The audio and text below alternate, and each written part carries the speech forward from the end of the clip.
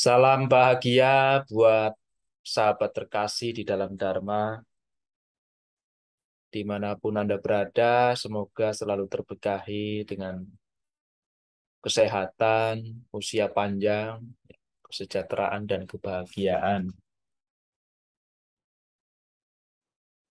Kita jumpa lagi dengan Tan Sailing TV, ya. Jangan lupa untuk memberikan subscribe dan share, semoga menjadi berkah kebajikan untuk kita semua. Pada kali ini kita akan sama-sama belajar dengan tema yang cukup menarik, yaitu terpelajar dan moralitas. Ya, sahabat terkasih yang selalu terberkahi dengan kebahagiaan, perkembangan zaman sekarang itu dari satu waktu terus mengalami sebuah proses yang tentu proses itu ada pada lingkungan, ada pada keluarga, juga ada pada diri kita sendiri. Ya, perkembangan zaman dengan teknologinya, ya, kalau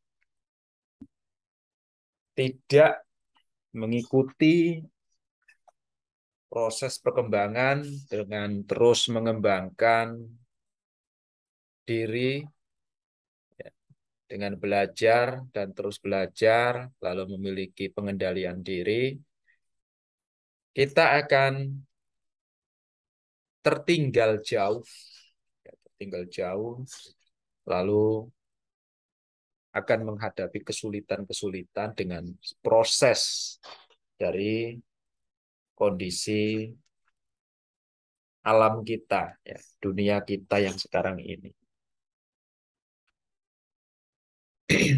Ada sebuah eh, kisah, ini perjumpaan saya dengan seseorang di waktu itu saya berada di sebuah kota dan selesai saya bertugas, saya diantarlah oleh seseorang dengan menggunakan mobil.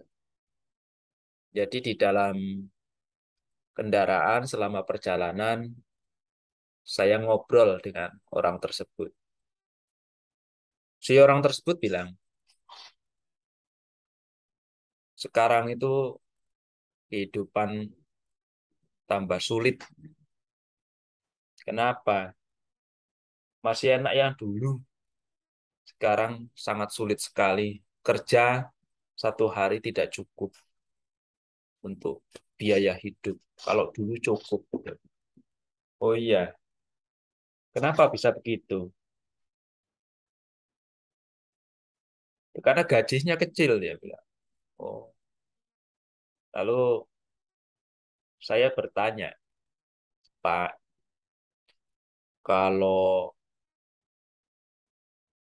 30 tahun yang lalu, gitu, 30 tahun yang lalu, itu Bapak itu aktivitas di rumahnya. Kalau kemana-mana naik sepeda ontel, naik motor, atau jalan kaki. Kalau nggak terlalu jauh, paling 3 kilo, 5 kilo, bawahnya itu sering jalan kaki. Ada yang naik naik sepeda ontel pinjam. Oh iya, kalau dulu itu masaknya pakai kayu atau pakai kompor, gas maksudnya, gas kompor lah, pakai kayu. Kalau dulu itu nonton TV enggak? Enggak. Yang nonton itu dari di tempat orang yang punya. Kalau dulu kepingin memberikan kabar atau tanya kabar kepada saudara, kepada sahabat, itu lewat kertas kalau jauh surat, atau datang langsung kalau dekat, atau titip salam kepada tetangga, atau pakai handphone. Ya langsung katanya nggak pakai handphone. Orang dulu nggak punya handphone. Boro-boro handphone. Kalau dulu, kalau cuaca yang panas, itu bikin es sendiri atau beli? Beli. Nah, nggak punya kulkas.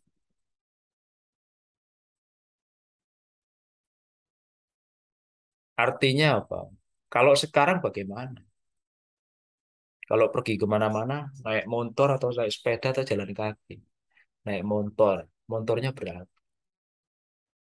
Ada tiga. Tiga. Kalau kemana-mana mau ngabari saudara, temen itu pakai apa? Handphone. Satu rumah handphonenya satu atau semua pegang handphone, semua pegang handphone. Anaknya berapa? Tiga.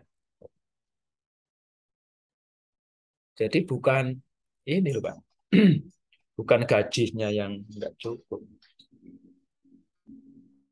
bukan gajinya yang nggak cukup, tapi gaya hidupnya kan berbeda.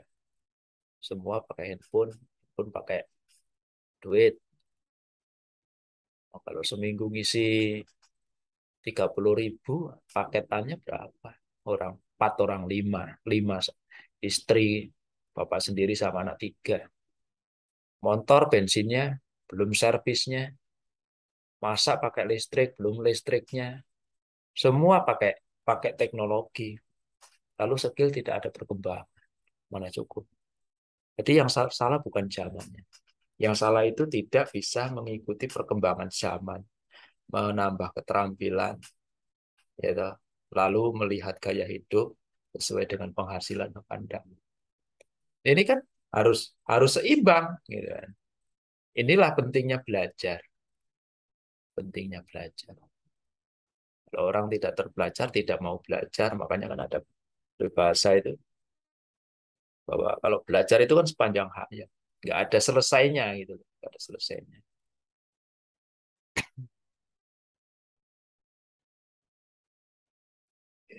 Kita lihat nih, beliau ini kan orang luar biasa. Beliau ini orang luar biasa. Bapak B.J. Habibie itu orang yang luar biasa cerdas, orang yang baik. Beliau berkata tanpa cinta, kecerdasan itu berbahaya. Dan tanpa kecerdasan, cinta itu tidak cukup. Artinya perkembangan zaman, banyak orang yang pintar, tapi juga banyak orang yang tidak bermoral. Itu. Ini kan bahaya kalau tidak seimbang. Merusak ya, lingkungan, keluarga, lingkungan pemerintahan, lingkungan agama. Banyak orang cerdas, banyak orang cerdas.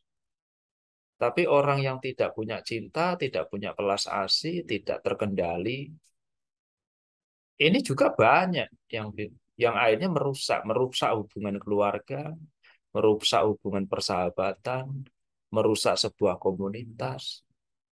Karena apa? Ketika orang serakah terhadap kesenangan, terhadap dunia, ya indera-inderanya kepingin mendapatkan kemanjaan-kemanjaan yang di luar kapasitas, ya ketika nggak cukup untuk biaya hidup, mulai berbohong, mulai menipu, mulai melakukan tindakan-tindakan kekerasan, rusak dunia ini. Karena tanpa moral, tanpa cinta, tanpa belas asih, hidup tidak terkendali. Ketika cerdas tapi tidak bermoral, dia kan rusak. Beliau ini seorang inspirator yang luar biasa, orang yang cerdas. Ya, Inilah pentingnya. Kenapa orang harus belajar dan juga harus bermoral. Semua harus memiliki keseimbangan agar hidup itu benar-benar memiliki makna, diarahkan pada kebahagiaan. Sudah sendiri bilang, seorang yang terpelajar karena pembelajarannya, lalu memandang rendah pada orang yang sedikit belajar seperti orang buta yang memegang pelita. Belajar tapi tidak bisa menerangi jalan hidupnya. Kayak orang buta, pandai, cerdas, tapi tidak bermoral, sombong, angkuh, merendahkan, ya, lalu menipu, tidak jujur. Oh, itu seperti orang buta. Orang buta memegang pelita. Pelitanya penerangan, kecerdasan.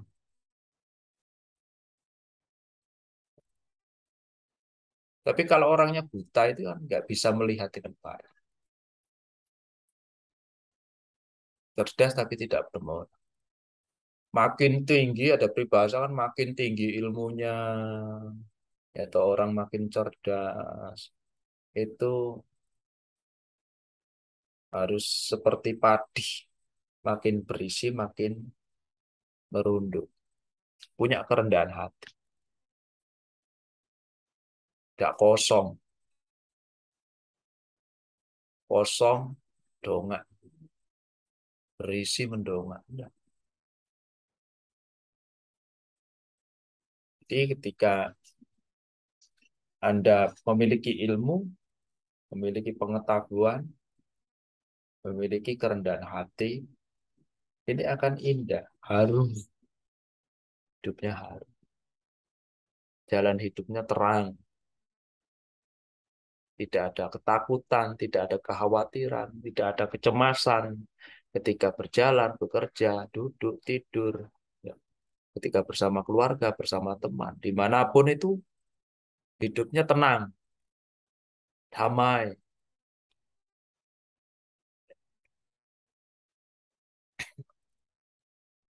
Mengapa harus belajar dan benar-benar harus belajar? Gitu. Nah, kalau orang yang tidak belajar itu kan tadi bodoh. Buddha itu memberikan perumpamaan itu orang yang bodoh itu sulit karena kebodohan itu sebagai hal yang sangat buruk.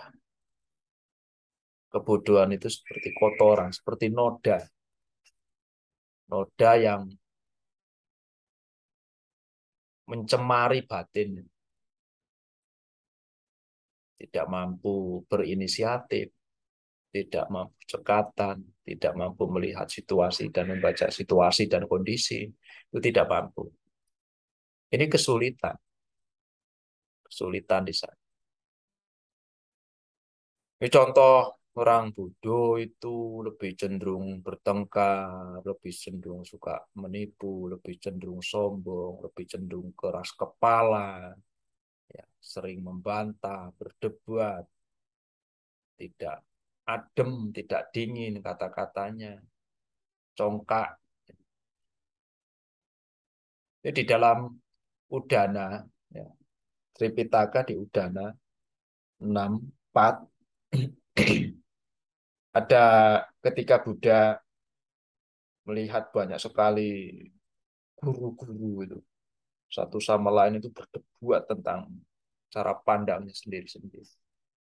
Itu berdebat, saling sindir, saling maki.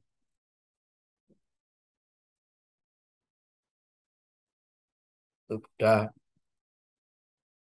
meminta kepada raja itu, yang raja yang bingung itu, untuk mengumpulkan orang-orang yang buta sejak lahir. Lalu dikumpulkan orang buta yang buta sejak lahir itu, bawa ke kerajaan. Lalu Buddha minta untuk mendatangkan seekor gajah. Seekor gajah itu didatangkan. Ketika gajah itu didatangkan, eh, di antara para orang yang buta sejak lahir itu untuk memegang bagian-bagian dari gajah itu lalu menyimpulkan gajah itu seperti apa. Dan mereka itu belum pernah melihat gajah. Orang buta nggak pernah melihat gajah. Jadi yang satu ditanya sama raja di apa suruh yang pegang kepalanya ditanya, pegang kepala seperti apa menurut Anda itu gajah itu seperti apa? Lalu orang buta yang pegang kepalanya itu gajah itu seperti tempayan air. Gajah seperti tempayan air. Setelah dia menjawab seperti itu, dia disuruh mundur menjauh, lalu dipanggil yang kedua. Yang kedua dipanggil, suruh pegang telinganya.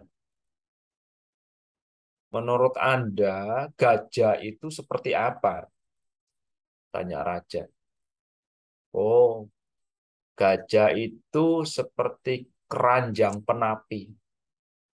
Tampah itu, tampah. Dia bilang, gajah itu seperti keranjang penapi atau tampah yang pegang telinga. Setelah dia memberikan jawaban, suruh mundur, menjauh. Panggil orang buta berikutnya. Diminta untuk pegang gadingnya. Pegang gading orang buta itu ditanya, menurut Anda gajah itu seperti apa? Oh, gajah itu Baginda seperti mata bajak. Ya, udah suruh mundur, menjauh.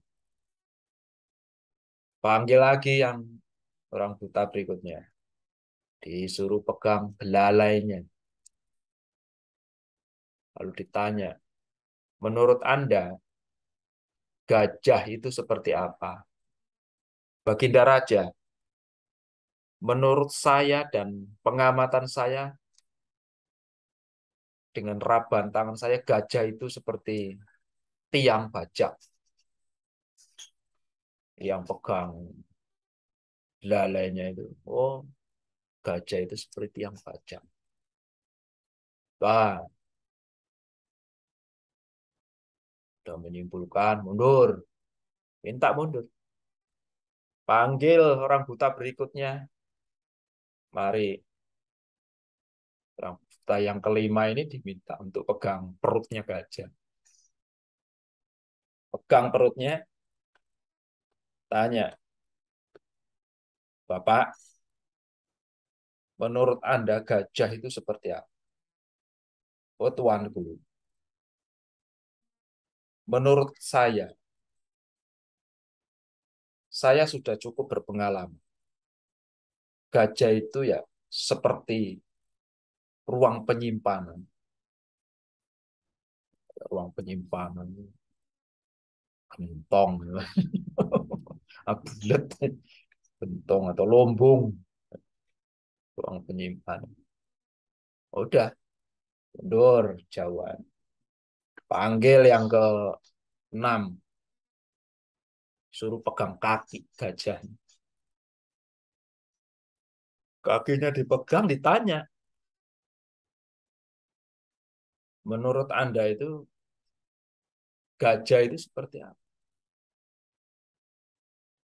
Oh, gajah seperti tiang, seperti sebuah tiang gajah. Menurut saya gajah itu seperti sebuah tiang. Udah,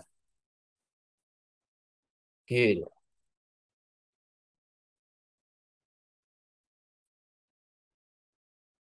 Setelah yang ketujuh, panggil lagi orang buta berikutnya. Diminta pegang ke ekor, ekornya dipegang. Menurut Anda seperti apa itu? gajah itu. Oh, seperti alat menumbuk. Alu itu kayu. Karena pegang ekornya bukan pegang bulunya. Lalu yang kesembilan dipanggil lagi, suruh pegang apa ujung ekornya itu yang ada rambutnya itu. Bilang seperti sapu. Gajah itu seperti sapu. Ada yang bilang gajah itu seperti tempayan air yang pegang kepalanya, yang pegang telinganya bilang seperti penapih, apa alat penapih, atau tampah, yang pegang gading yang seperti mata bajak, semua membuat kesimpulan masing-masing. Lalu menurut Anda, yang benar yang mana, Raja? Nggak ada yang benar. Orang buta. Makanya orang yang tidak punya pengetahuan, orang yang tidak terpelajar itu seperti orang buta. Dia akan menyimpulkan sendiri dengan pengalamannya, tapi tidak mampu melihat kenyataan, lalu mulai memperdebatkan. Merasa bisa, tetapi tidak punya pengalaman. Tidak pernah belajar. Nah, ini tidak bisa, apa yang mau dipakai kalau tidak punya pengetahuan. Tidak pernah belajar, tidak punya pengalaman, lalu mendaftarkan diri untuk bekerja, menyampaikan bahwa saya orangnya serba bisa. Suruh nyopir nggak bisa. Administrasi nggak bisa. Sebagainya nggak bisa. Ya. Apa yang mau dipakai? Orang gelap. Orang yang tidak tahu. Makanya belajar itu sangat diutamakan. Buddha itu menekankan untuk belajar, untuk memiliki pengetahuan. Karena pengetahuan ini seperti pelita. Pengetahuan itu seperti pelita. Dharma itu seperti pelita.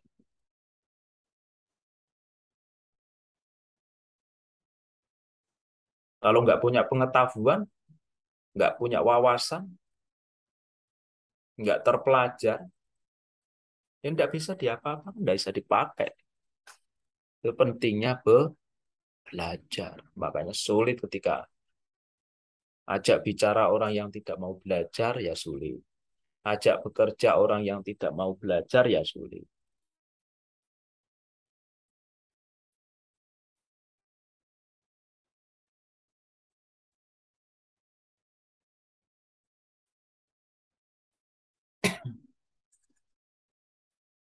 Udah itu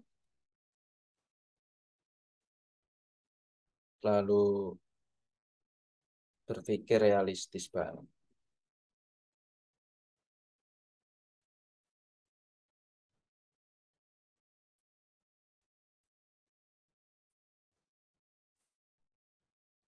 Jadi keterampilan, pengetahuan itu berkah, berkah utama. Memiliki pengetahuan orang terpelajar itu berkah utama. Memiliki moralitas, susila itu berkah utama.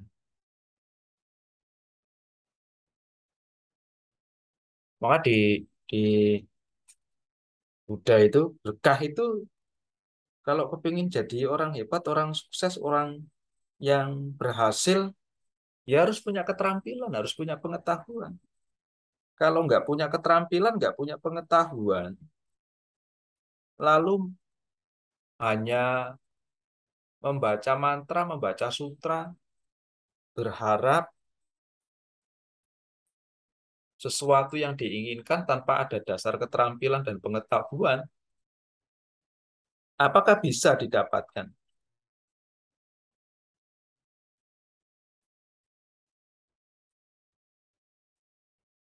Tidak bisa.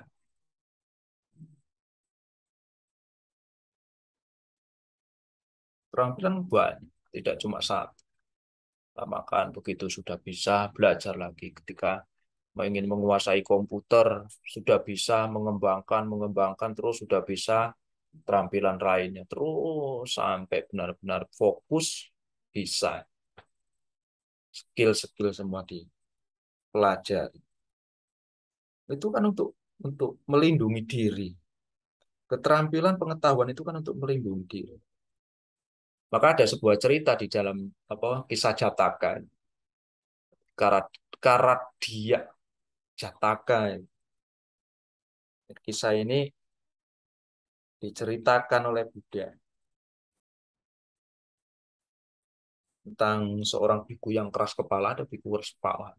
Nggak mau belajar, dinasehati, membantah, melawan. Makanya orang bodoh itu kalau dinasehati aja susah.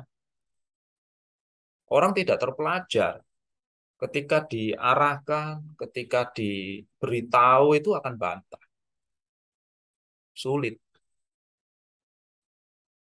Bicara tentang masa depan, bicara tentang keterampilan, bicara tentang pengetahuan, jawabnya males. Aku nggak bisa, aku nggak bisa, aku males. Ya kan sulit ajak bicara orang yang tidak berpengetahuan. Nggak bisa. Kata-kata nggak bisa itu, belajar itu ya dasarnya dari nggak bisa. Kalau sudah bisa itu ya nggak belajar. Karena nggak bisa itu ya belajar. Tapi kalau nggak mau belajar ya males. Udah lain, kalau orang udah males itu ya susah mengarahkan. Jadi rusa ketika bodhisattva itu terlahir menjadi seekor rusa, pemimpin rusa yang cerdas, yang hebat. Di bodhisattva punya keponak apa punya punya paman. Dia punya keponakan.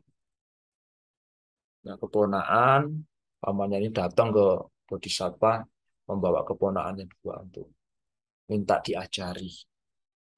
Ajari adik-adikmu agar dia punya keterampilan untuk menyelamatkan diri dari pemburu dan selamat. Belajar, suruh belajar, suruh datang hari ini, hari itu, tepat ini, di tepat waktu itu. Tetapi tidak mau belajar, tidak mau belajar, tidak mau datang dan sebagainya. Pada akhirnya, ketika berjalan-jalan di tengah hutan, tertangkap jebakan pemburu, ya udah, tangkap bawa pulang, dimasak, nggak selamat. Tapi saudaranya yang satunya ini orang yang mau tekun belajar, yang mau belajar keterampilan, begitu ketangkep dia pura-pura mati, pura-pura mati. Begitu pemburu itu lengah, dia lari, selamat, lari selamat.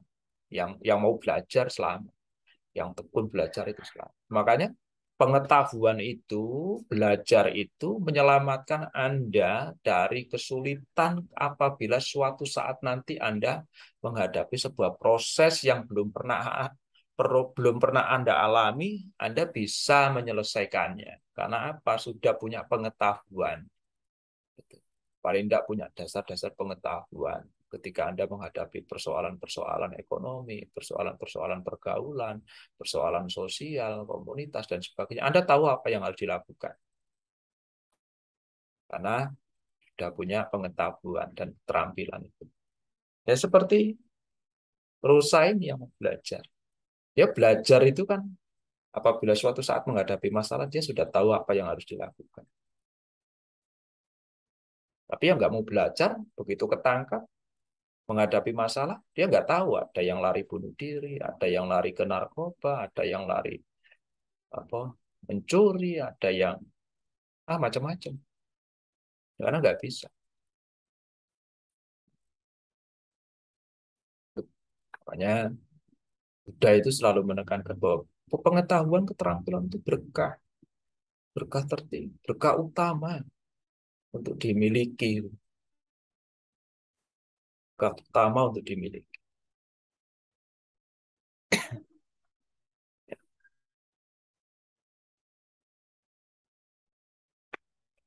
Orang bodoh bisa diketahui dari perbuatan. Orang bijak juga bisa diketahui dari perbuatan. Orang yang tidak punya pengetahuan, orang yang bodoh, orang yang punya noda, ucapannya tidak tepat, iri hati. Temannya berhasil, iri hati, mencela sana sini. Akhirnya dia sibuk mencela, tidak mengembangkan keterampilan, ya bodoh terus.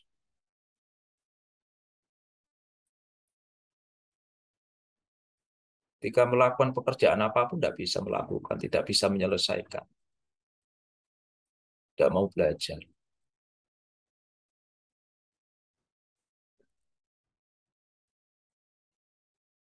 Makanya pengetahuan itu ya harus dimiliki. Ya, bisa dilihat orang yang mau belajar sama orang yang nggak mau belajar perkembangannya seperti apa, kondisinya, lingkungannya, kondisi keluarga, kondisi apa tempatnya berkarir sebagainya itu kan bisa dilihat.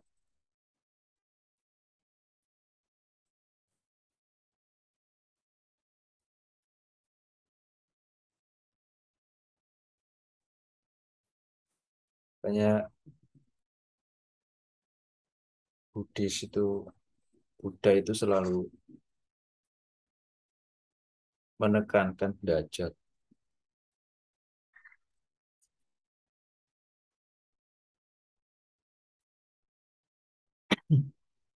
Belajar, tidak mau belajar itu masalah.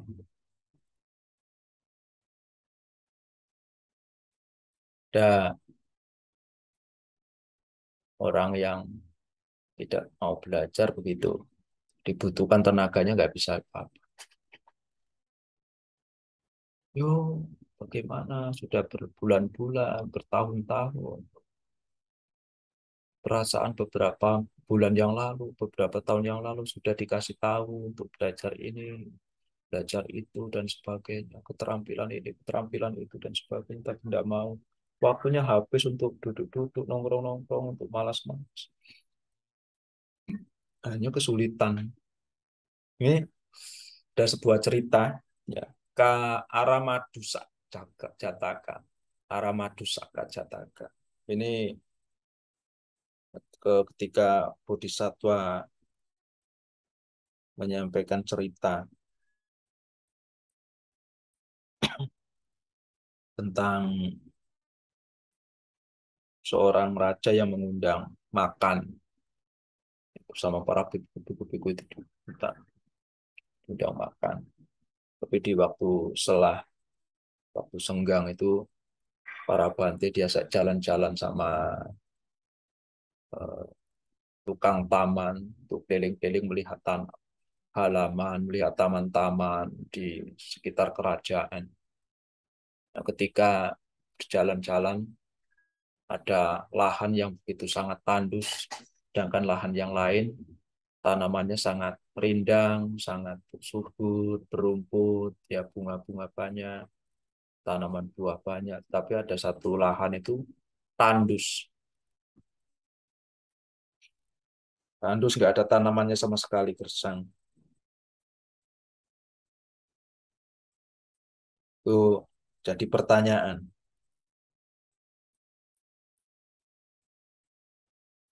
kenapa yang sini, yang sana gersang, yang sini sangat teduh.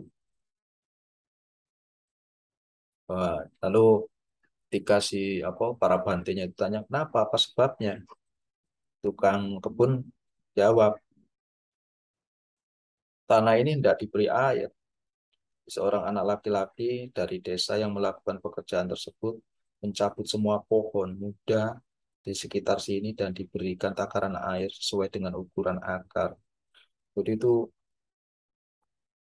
pemuda dari desa itu nggak punya pengetahuan, nggak punya keterampilan, disuruh jaga tanaman ketika tukang kebun itu harus pergi ke kota karena ada keperluan sebuah perayaan, dia minta orang apa pemuda desa untuk merawat tanamannya itu, waktunya diberi air dan sebagainya.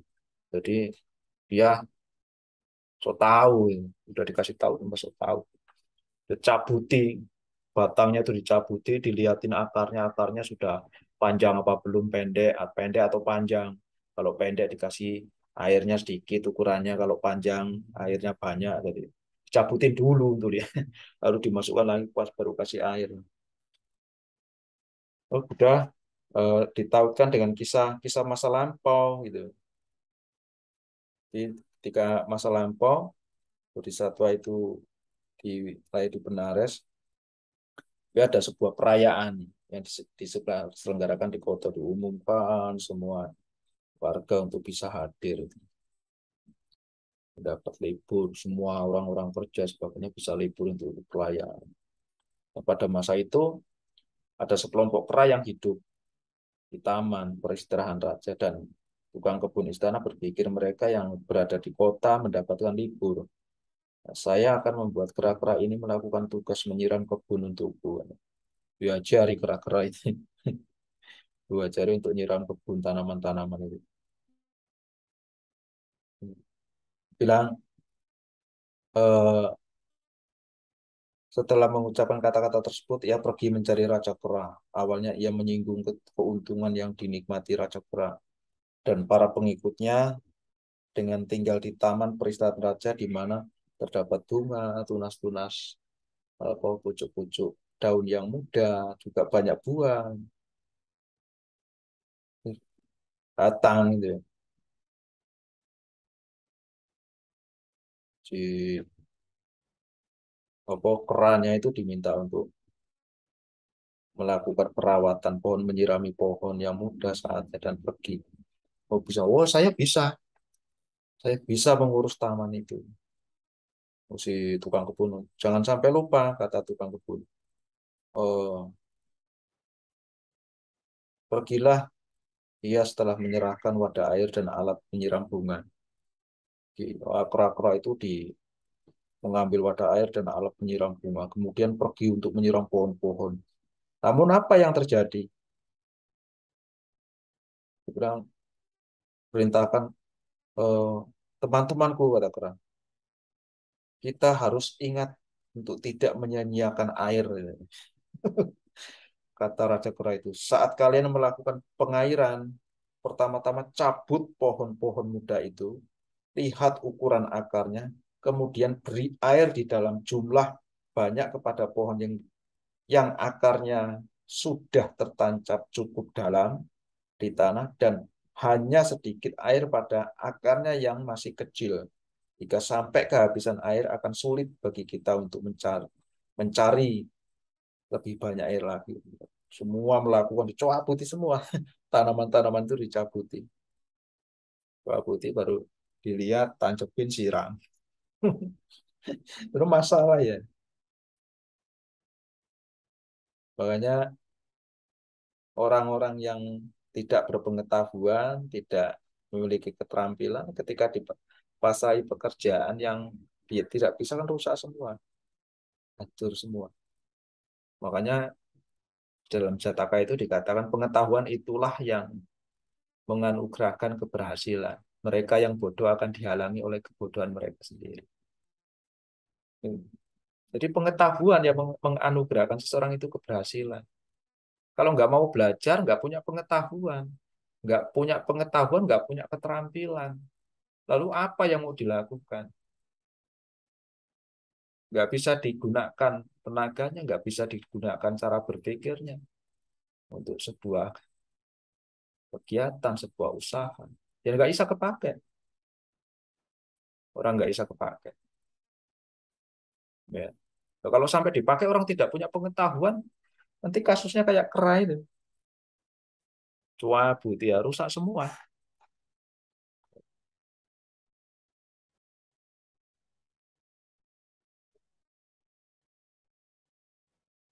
Ya penting untuk belajar. Belajar itu ya harus benar-benar ada sebuah peribahasa, ya kamu harus siap siap jauh dari keramaian. Ketika yang lain bersenang-senang, kamu harus belajar. Ketika yang lain Apa santai-santai kamu masih harus bekerja keras. Udah belajar bekerja keras, usaha, sudah usaha, jatuh lagi. Udah buka usaha, jatuh lagi. Padahal sudah belajar terus. Mencoba, mencoba, terus mencoba. Wah, ketika ada seorang biku itu, dia melakukan usaha meditasi, melakukan usaha untuk bisa mencapai pencerahan, kesulitan, jatuh, gagal, gagal, gagal. Dia melihat seorang petani yang bawa gerobak. Ketika menarik gerobak, jatuh, kerbau itu. Lalu petani itu melepaskan kuknya, diistirahatkan, kasih minum, kasih makan. Setelah cukup tenaga, dia angkat lagi, narik lagi gerobaknya ini. Bisa. Pertapa itu bilang, kerbau aja dalam kondisi lelah, dia tidak menyerah untuk menarik gerobak. Lalu bagaimana dengan saya? Apakah saya harus menyerah dan kalah seperti seekor kerbau itu? Gitu.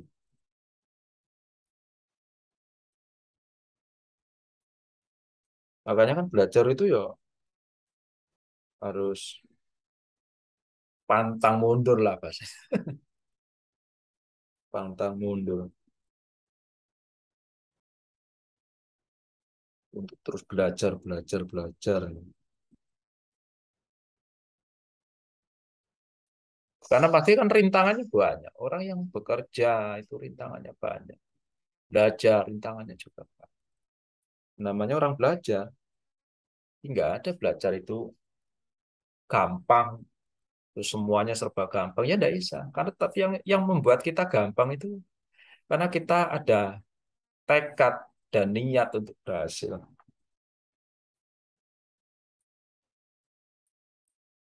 Dan niat untuk benar-benar sukses. Ya, ketika Anda sudah punya keterampilan, punya pengetahuan, lalu berusaha, jatuh, bangun, ya harus terus punya tekad untuk berhasil. Jangan menyerah.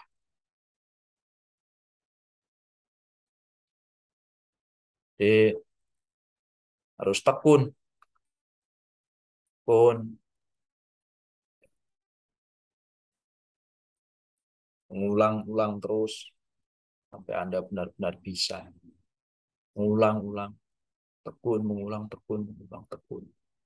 Terus begitu. Kalau kalau sudah belajar, nggak mengulang kembali, nggak mengamati, nggak meneliti, apa ya yang kurang ya? Evaluasi, lakukan lagi, terus begitu. Makanya Buddha kan bilang, kondisi yang bermanfaat apapun juga berakar pada ketekunan, berujung pada ketekunan, dan ketekunan dinyatakan sebagai yang terumbu. Ayo, untuk berhasil kan harus tekun. Orang kepingin lulus sekolah dengan hasil yang bagus, ya harus menghafal, mengulang pelajarannya. Orang yang sudah mulai berusaha, merintis usaha, dia juga harus punya tekad, punya semangat, jatuh bangun. Seperti kerbau yang tadi, inspirasi biku, akhirnya dia bisa mencapai. Harus begitu, itu yang harus dilakukan. Jadi benar-benar harus siap untuk melakukan usaha penuh ketekunan, belajar penuh ketekunan. Ketika jatuh ulang lagi, ketika jatuh ulang lagi, terus sampai Anda benar-benar berhasil. Karena cita-citanya adalah berhasil. Ya, cita-citanya adalah berhasil. Jadi ketika Anda punya pengetahuan, ketika Anda punya keterampilan, Anda tahu apa yang harus Anda lakukan ketika Anda menghadapi setiap proses perubahan dari waktu ke waktu, Anda siap untuk menghadapi dan berhasil. Jadi semangat belajar, semangat memiliki keterampilan, semangat untuk terus berusaha. Sampai apa yang Anda inginkan, apa yang Anda cita-citakan, Anda menikmatinya. Anda dapat merasakannya. Manis dari jerih payah yang sudah Anda inginkan dengan usaha, dengan ulet, dengan tekun, dengan semangat. Semoga selalu menjadi inspirasi untuk Anda, menjadi orang-orang yang berhasil, menjadi orang-orang yang semua harapan dan cita-cita dapat tercapai. Sampai jumpa kembali dengan Tan Sailing TV di lain waktu.